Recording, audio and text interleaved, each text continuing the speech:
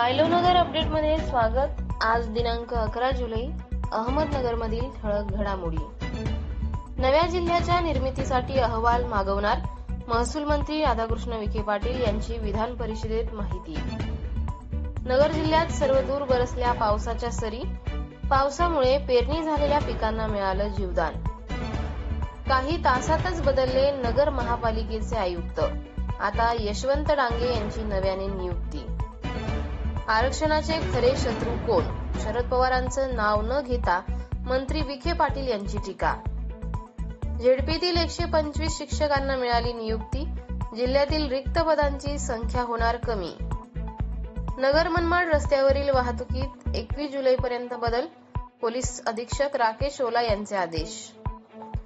नवीन जमीन खरेदी विक्रीसाठी लागणार परवानगी, अकोले तालुक्यातील बारी जहागीरदारवाडीमध्ये ग्रामसभेचा निर्णय।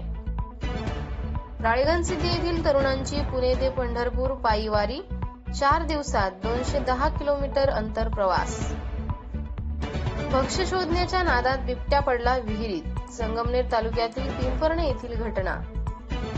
श्रीगोंद्यातील ऋतुपर्ण साळवे याची धनुर्विद्या राज्यस्तरीय स्पर्धेत निवड, जिल्हा पातळीवरील स्पर्धेत उत्कृष्ट कामगिरी।